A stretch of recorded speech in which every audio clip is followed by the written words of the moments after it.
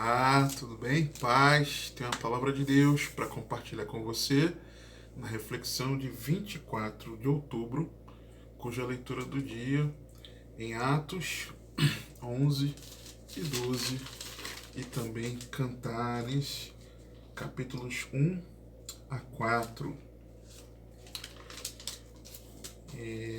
Diz-nos assim, Cantares de Salomão, capítulo 2, versos 10 a 14.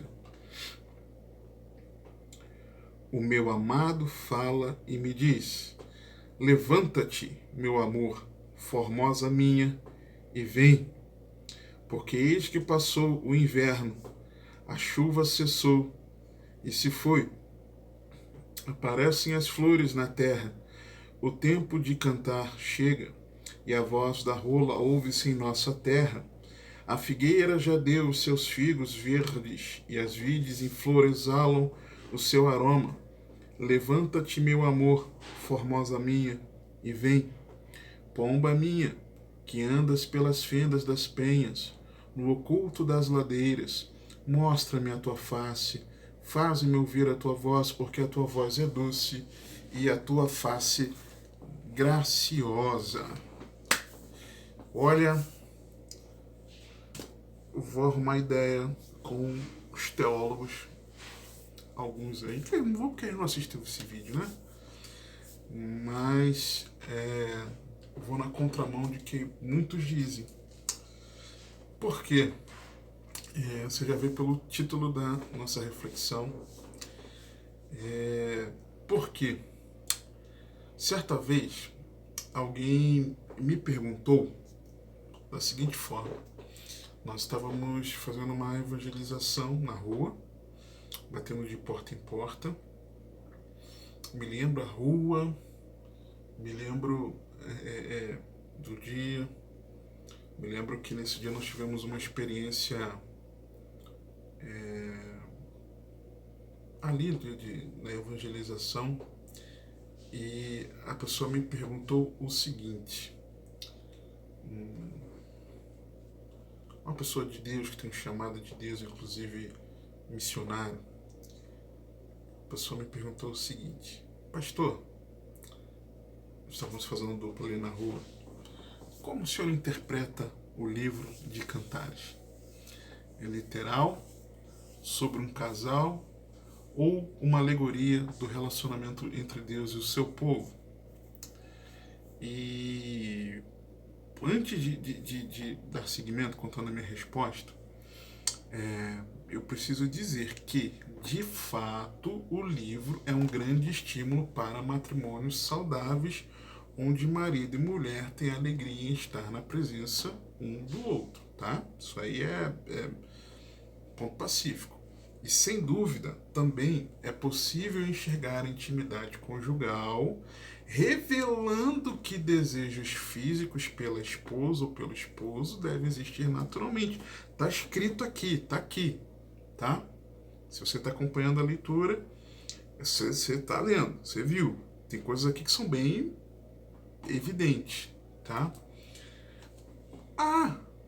Inclusive, certos versículos que poeticamente ilustram de forma muito notória, que deixaria os irmãos corados, assim como metaforicamente eu fico falando dessas coisas,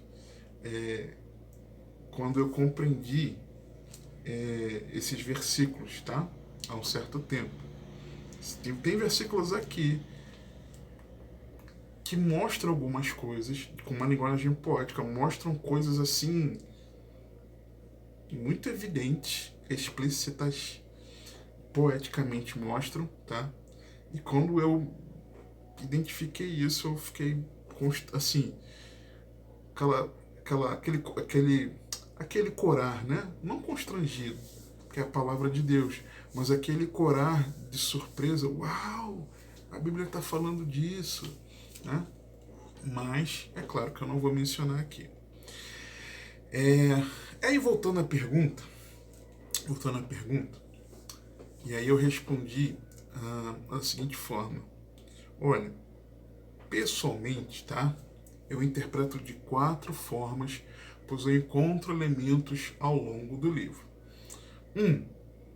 Poeticamente, o relacionamento entre o casal, tá? E que por isso ilustra a intimidade com Deus.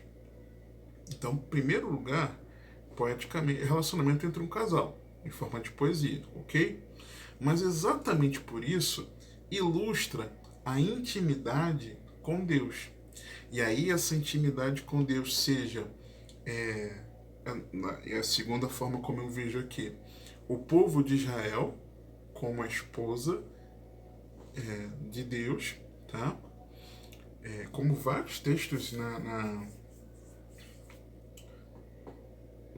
no Antigo Testamento tem essa referência, mas, ou, a terceira forma como eu enxergo, a igreja como a noiva de Cristo, tá? Enxergo isso também.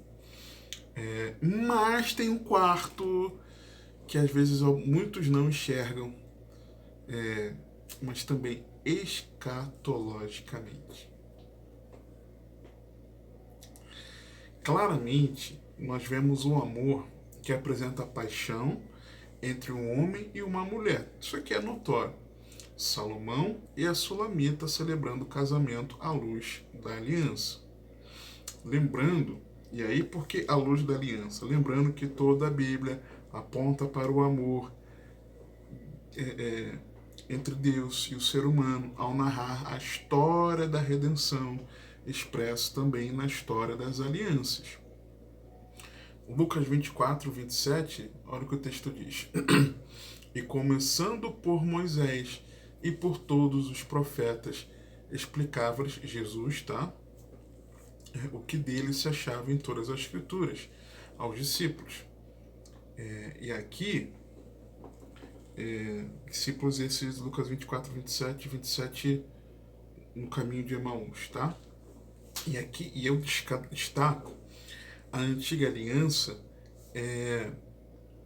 sendo apropriado aplicar que a Sulamita personifica a esposa num casamento ideal, ok?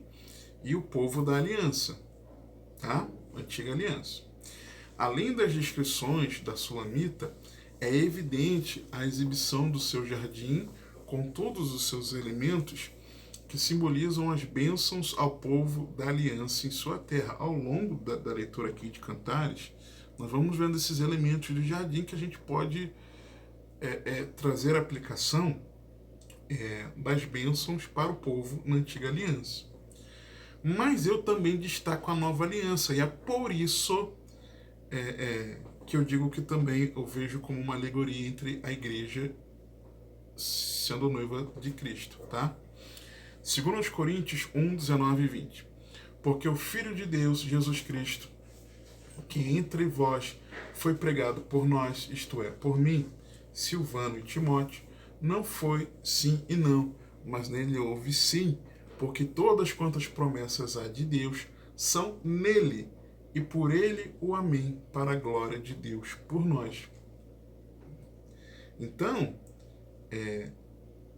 assim é apropriado aplicar que a Sulamita personifica também a igreja, a esposa, e aqui já dentro ao longo da leitura, a esposa do Cordeiro, tá? E dessa maneira, se o jardim, no aspecto da antiga aliança, aponta para as bênçãos das promessas de Deus para o povo, o jardim, aplicando na nova aliança, representa a eternidade com o Senhor, aponta para a eternidade com o Senhor, tá? Então, eu enxergo desses 4 aspectos, e o quarto eu já vou falar mais detalhadamente, já. Capítulo 3, versículo 11, olha o que o texto diz. Saí, ó filhas de Sião, e contemplai ao rei Salomão, com a coroa, com que o coroou sua mãe no dia do seu desposório e no dia do júbilo do seu coração. Há quem enxergue os versículos anteriores, do 6 até o 11, quem é esta que sobe do deserto como colunas de fumaça, perfumaria de mirra, de incenso de todos os povos dos mercadores.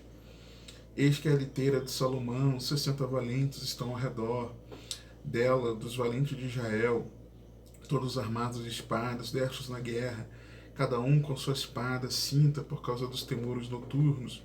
O rei Salomão fez para si uma carruagem de madeira do Líbano, fez das colunas de prata, o estrado de ouro, o assento de púrpura, o interior revestido com amor pelas filhas de Jerusalém. Saí, ó filhas de Sião, e contemplai ao rei Salomão, com a coroa com que coroou a sua mãe no dia do seu desposar e no dia do júbilo do seu coração. Há quem enxergue os versos como uma alegoria de Israel no deserto, outros como a igreja. Tá? Esses versos aqui de 6 a 11.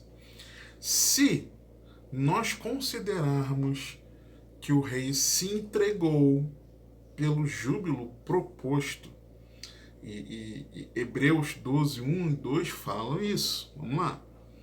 É que nós não nos atentamos. Tem muita coisa que Hebreus 12, 1 e 2 falam, mas nós não nos atentamos a isso.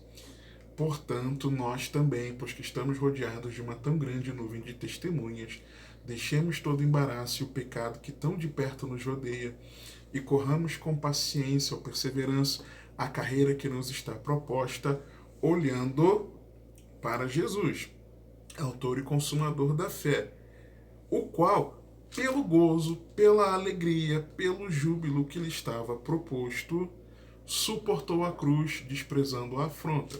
Morreu, morte de cruz, satisfazendo a justiça do Pai, completa obediência, mas ao terceiro dia ressuscitou. Deus não deixou a sua carne experimentar da corrupção, nem sua alma estar ali na morada dos mortos, no Sheol, mas o ressuscitou pelo poder do Espírito Santo ao terceiro dia, e depois de alguns dias ele subiu aos céus e assentou-se à destra do trono de Deus. Foi coroado, seu nome colocado sobre todo o nome, coroado como Rei da Glória. Então, Hebreus 12, 1 e 2 nos mostra de um olhar, tá? Olhar para o Rei que foi coroado no dia do júbilo do seu coração, pela alegria que lhe estava proposta. Tá? Mais à frente, Hebreus 12, versos 22 a 24, se nós considerarmos também que Sião aponta para a igreja e para a nova aliança, Hebreus 12, 22 a 24. Mas chegastes ao monte Sião, e à cidade do Deus vivo, a Jerusalém celestial, e aos muitos milhares de anjos, a universal assembleia, e a igreja dos primogênitos que estão inscritos nos céus, e a Deus, o juiz de todos, e aos espíritos dos justos aperfeiçoados, e a Jesus, o mediador de uma nova aliança, e ao sangue da aspersão, que fala melhor do que o de Abel. Ok? Então, se nós considerarmos esses dois aspectos, de Hebreus 12, 1 e 12, Hebreus 12, 12 a 24, de que o rei se entregou, o rei Jesus se entregou pelo júbilo proposto, e nós devemos olhar para ele, tá? Que está assentado à destra do trono de Deus, que está no trono, que é o Rei da Glória, tá? E que suportou tudo pela alegria. E que alegria é essa? A alegria de ter a noiva, a alegria do seu desposório, tá? Sião, e considerarmos também que Sião aponta para a igreja, as filhas de Sião representam, sim, no meu entender, olhando isso, creio que nós podemos interpretar esse versículo 11 do capítulo 3 como uma alegoria de um chamado aos crentes para contemplarem ao Rei glorioso. Ok? Capítulo 4, verso 7.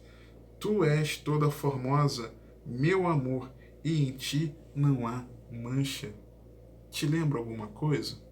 Uma alegoria para enxergo, uma alegoria para a igreja amada, formosa e sem mancha. Efésios 5, 25 a 27. Vós, maridos, amai vossas mulheres, como também Cristo amou a igreja e a si mesmo se entregou por ela, para a santificar, purificando-a com a lavagem da água pela palavra, para apresentar a si mesmo igreja gloriosa, sem mácula, nem ruga, nem coisa semelhante, mas santa e irrepreensível. Ele diz, tu és toda formosa, meu amor. Vós, maridos, amai vossas mulheres, como também Cristo amou a igreja. Igreja aqui comparada à esposa do Senhor, a noiva do Senhor. Amada, formosa, uma igreja gloriosa. Em ti não há mancha, sem mácula, nem ruga, nem coisa semelhante, mas santa e irrepreensível. Então, claramente, a Sulamita representa para mim, sim, a igreja. E Salomão, o Senhor Jesus. É uma alegoria para ele aqui. Não todo o texto, mas tem elementos aqui que alegorizam. Por quê? Não só alegorizam, mas dentro do contexto da aliança. Tá? Aliança de Salomão com a Sulamita. Aliança de Deus e o povo. Aliança de Cristo e a sua igreja. Tá? Entendendo isso, voltando para os versos iniciais. O 10. O meu amado fala e me diz: levanta-te, meu amor, formosa minha, e vem para mim. Eu enxergo isso aqui escatologicamente. Levanta-te, minha igreja, e vem.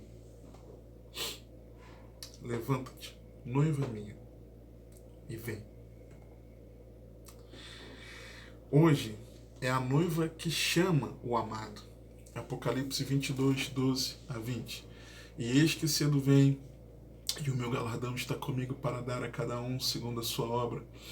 Eu sou o Alfa e o Ômega, o princípio e o fim, o primeiro e derradeiro. Bem-aventurados aqueles que guardam os seus mandamentos, para que tenham direito à árvore da vida e possam entrar na cidade pelas portas. Mas ficarão de fora os cães, os feiticeiros, os que se prostituem, e os homicidas, e os idólatras, e qualquer que ama e comete a mentira. Eu, Jesus, enviei o meu anjo para vos testificar estas coisas nas igrejas. Eu sou a raiz, a geração de Davi, a resplandecente estrela da manhã. E o Espírito e a noiva dizem: vem. E quem ouve, diga: vem. E quem tem sede, venha. E quem quiser, tome de graça da água da vida. Porque eu testifico a todo aquele que ouvir as palavras da profecia deste livro, que se alguém lhes acrescentar alguma coisa, Deus fará vir sobre ele as pragas que estão escritas neste livro. E se alguém tirar quaisquer palavras do livro desta profecia, Deus tirará a sua parte do livro da vida e da cidade santa e das coisas que estão escritas neste livro. Aquele que testifica estas coisas diz: certamente cedo venho. Amém. Ora vem, Senhor Jesus. Hoje é a igreja que clama pelo noivo. Clama unida ao Espírito, clama como noiva, não como indivíduo, cada um de nós, mas como noiva, na expectativa da vinda do Senhor, desempenhando a tarefa da evangelização. Então, hoje é a noiva que chama, mas em breve ele nos chamará. 1 Tessalonicenses 4, 13 a 18. Não quero, porém, irmãos, que sejais ignorantes acerca dos que já dormem, para que não vos entristeçais como os demais, que não têm esperança. Porque se cremos que Jesus morreu e ressuscitou, assim também aos que em Jesus dormem, Deus os tornará a trazer com ele. Dizemos-vos, pois, isto pela palavra do Senhor, que nós, os que ficarmos vivos, para a vinda do Senhor não precederemos os que dormem, porque o mesmo Senhor descerá do céu com alarido, e com voz de arcanjo, e com a trombeta de Deus. E os que morreram em Cristo ressuscitarão primeiro. Depois nós, os que ficarmos vivos, seremos arrebatados juntamente com eles nas nuvens, a encontrar o Senhor nos ares. E assim estaremos sempre com o Senhor. Portanto, consolai-vos uns aos outros com estas palavras. Levanta-te, meu amor, formosa minha, e vem. Então, como atender a esse chamado do noivo quando ele vier? Primeiro, é preciso estar preparado. Versículo 10. Levanta-te, meu amor, formosa minha, e vem. Não é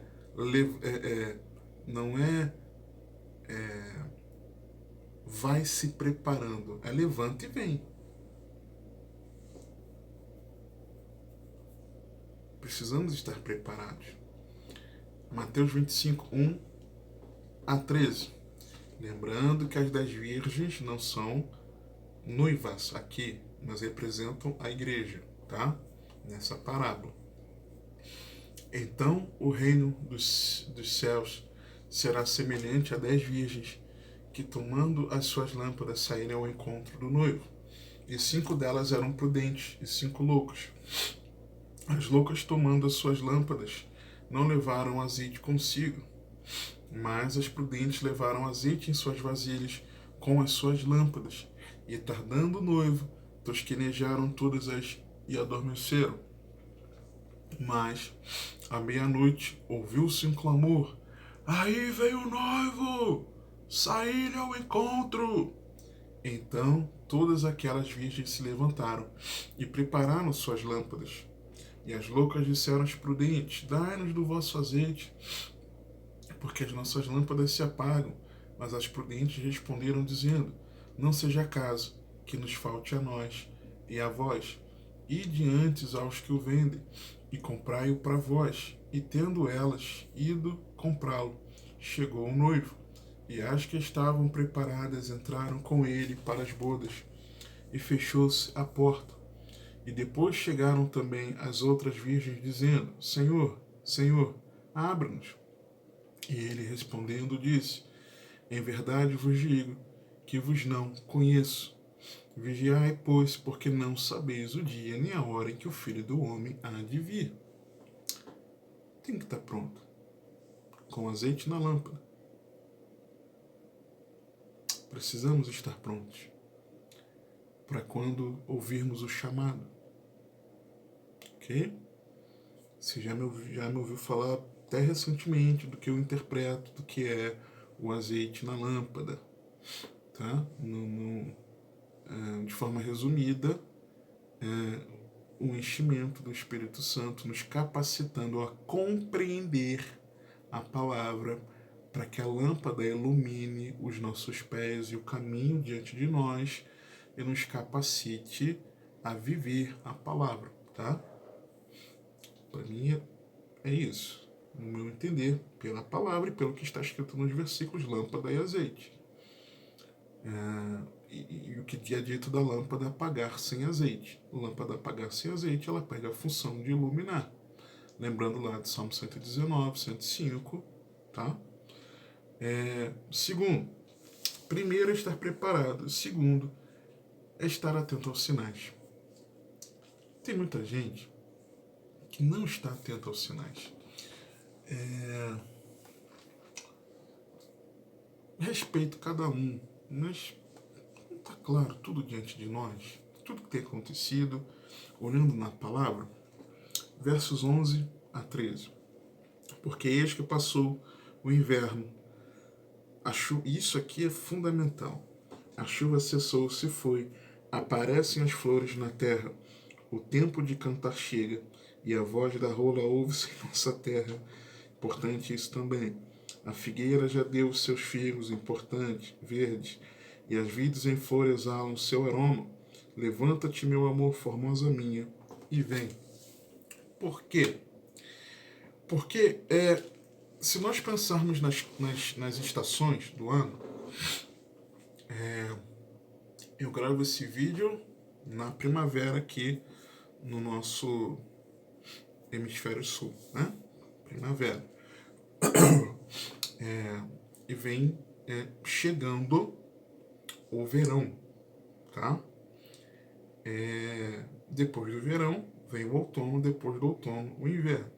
A estação que nós estamos da primavera, do florescer, né, do florescer das flores na terra, do tempo dos maiores cantos dos pássaros, né?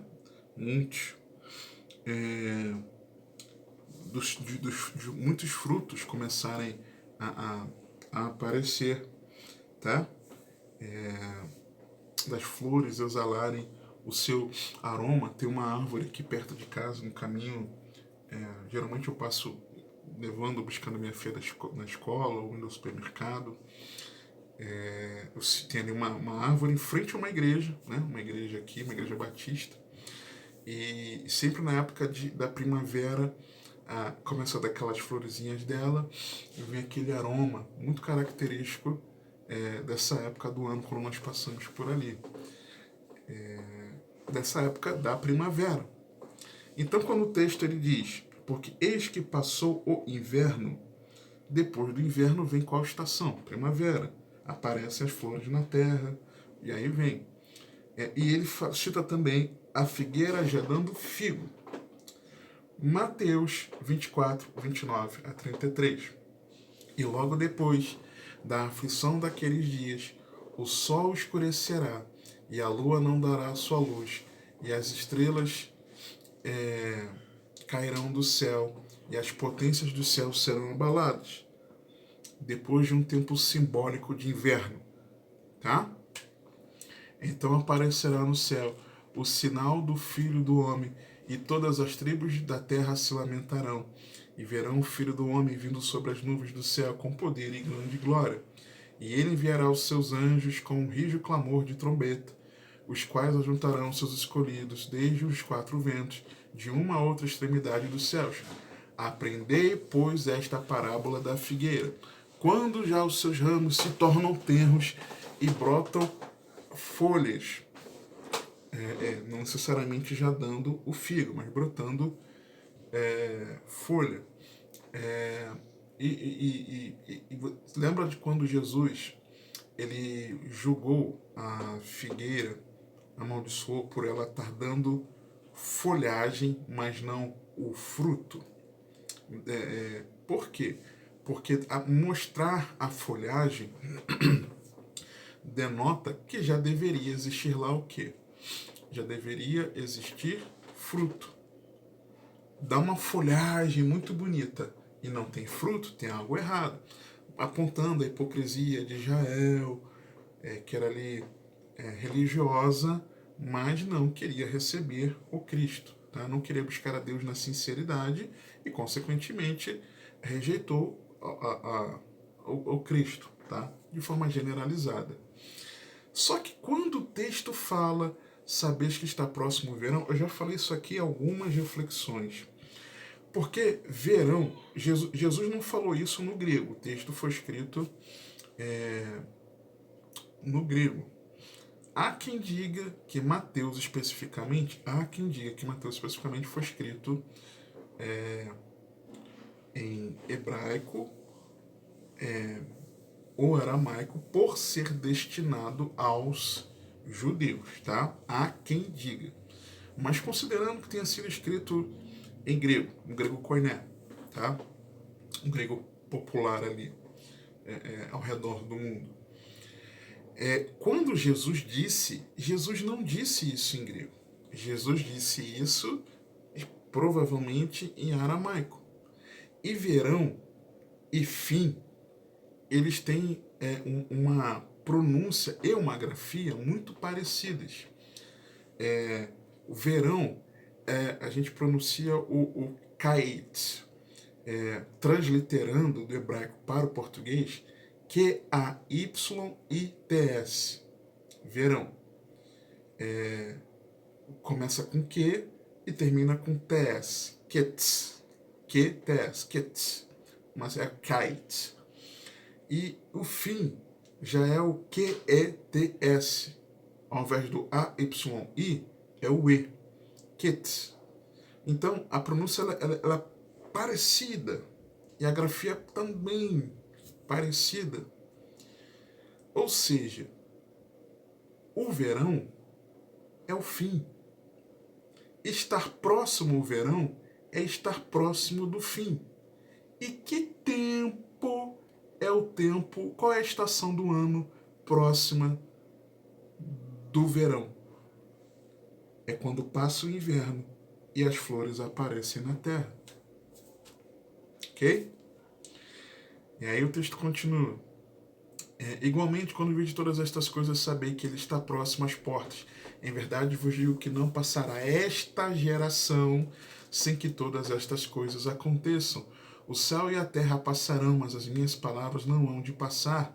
Mas daquele dia e hora ninguém sabe, nem os anjos do céu, mas unicamente meu Pai.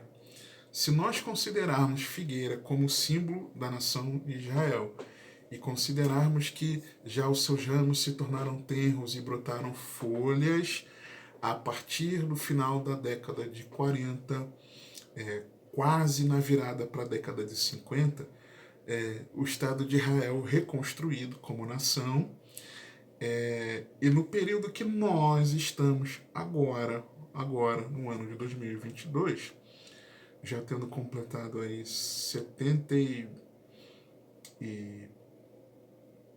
poucos anos, né? Quase 75 anos, e considerando que Salmo 90, não 90 mesmo?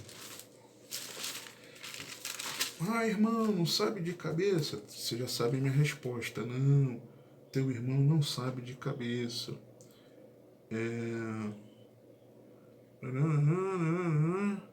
Ó, no Salmo 90, 10. Os dias da nossa vida chegam a 70 anos, e se alguns pela sua robustez chegam a 80 anos, o orgulho deles é canseira, é enfado, pois...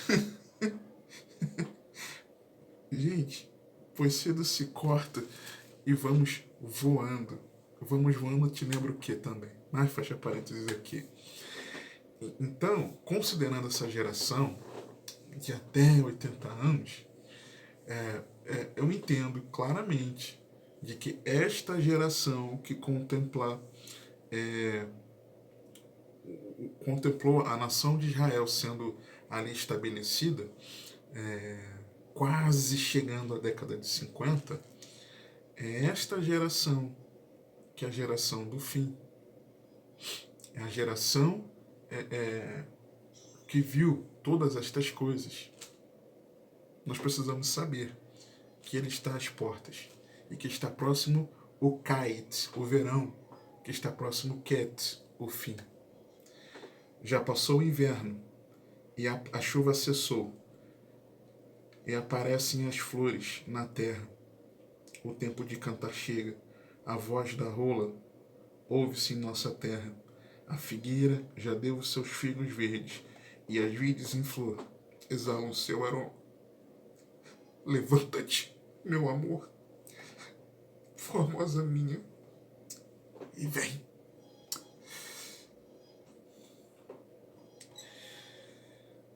O céu e a terra passarão, mas as minhas palavras não hão de passar. Mas daquele dia e hora, ninguém sabe. Eu não estou marcando aqui data, pelo amor de Deus, tá? Não estou marcando data nenhuma. Nem ano, nem mês, nem nada. Nem semana, nem momento do dia, nada, tá? Mas daquele dia e hora ninguém sabe, nem os anjos do céu, mas unicamente meu Pai. Terceiro aspecto aqui também, além de estar preparado, de estar atento aos sinais, olhar para o alto quando tudo se desenrolar. Porque o texto diz, versículo 14, pomba minha, que andas pelas fendas das penhas, das rochas, no oculto das ladeiras, se vai ter gente viva, cristão vivo, quando for arrebatado, quando Jesus voltar, é sinal de que nem todos os cristãos morrerão, tá? 1 Tessalonicenses 4, vimos do 13 ao 18. Mostra-me a tua face, faze-me ouvir a tua voz, porque a tua voz é doce e a tua face graciosa. Ou seja, é tempo. É claro que essas coisas todas não aconteceram ainda, mas nós estamos no princípio das dores. Se você não enxerga isso, eu tento te alertar para isso. Lucas 21, 25 a 28. E haverá sinais no sol, e na lua, e nas estrelas, e na terra angústia das nações, em perplexidade pelo bramido do mar e das ondas, homens desmaiando de terror na expectação das coisas que sobrevirão ao mundo, por conta as virtudes dos céus, os poderes dos céus serão abalados. Lembra-nos lá de Apocalipse 6, vou ler também, inclusive. E então verão vir o Filho do Homem numa nuvem. Jesus vai chegar ao céu com poder e grande glória. Ora, quando estas coisas começarem a acontecer, olhai para cima e levantai as vossas cabeças, porque a vossa redenção está próxima. Não é se assustar, estar escondido nas rochas, não é estar no oculto das ladeiras, mas é mostrar a Ele a face, mostrar a face, olhai para cima, levantai as vossas cabeças, porque a redenção se aproxima. Levanta, meu amor, formosa minha, e vem. Apocalipse capítulo 6. Apocalipse capítulo 6, verso 12. E havendo aberto o sexto selo, olhei, eis que houve um grande tremor de terra, e o sol tornou-se negro como saco de silício, a lua tornou-se como sangue, e as estrelas do céu caíram sobre a terra, como quando a figueira lança de si os seus figos verdes, abalada por um vento forte. E o céu retirou-se como um livro que se enrola, e todos os montes e ilhas foram removidos dos seus lugares. E os reis da terra, os grandes, os ricos, e os tribunos, os poderosos, e todo servo, e todo livre, se esconderam nas cavernas e nas rochas das montanhas. Nos seus bancos da vida, por exemplo, também. E nas rochas das montanhas e nas cavernas. E diziam aos montes e aos rochedos, caí sobre nós, e escondei-nos do rosto daquele que está sentado sobre o trono e da ira do cordeiro, porque é vindo o grande dia da sua ira, e quem poderá subsistir? Mas nós não. Nós não precisamos esconder-nos do rosto do Senhor por conta da sua ira. Não. Porque é exatamente Ele que nos livra da ira. É Ele que vem nos resgatar da ira. Nós devemos sair do oculto, sair dali das fendas, das penhas, das rochas, mas mostrarmos a nossa face. E para Ele é uma face graciosa, é uma face que encontrou graça no Senhor, uma face que acolheu a graça que nos é concedida em Cristo Jesus, que morreu naquela cruz para nos salvar dos nossos pecados. Morreu, entregou-se a si mesmo para que nós não sejamos mais alvo da ira de Deus, mas que a justiça dele seja imputada a nós. A nossa cédula de dívida foi rasgada, nossa face encontrou graça, uma face graciosa diante de Deus. Nós podemos mostrar a nossa face, olharmos para o alto e levantarmos as nossas cabeças, sabendo que a nossa redenção se aproxima. Levanta-te, meu amor, formosa minha, e vem. Levanta-te, noiva minha igreja, e vem. Hoje, junto com o Espírito, nós clamamos: vem, Senhor, vem, Senhor.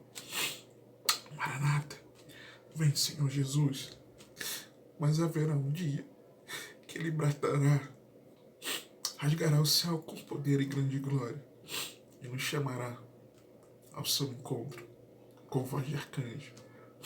Ele nos chamará ao seu encontro. Levanta-te, meu amor, formosa minha, e vem. Que o Senhor te abençoe, te guarde, que Ele te conduza e governe a sua vida, porque você tem acesso.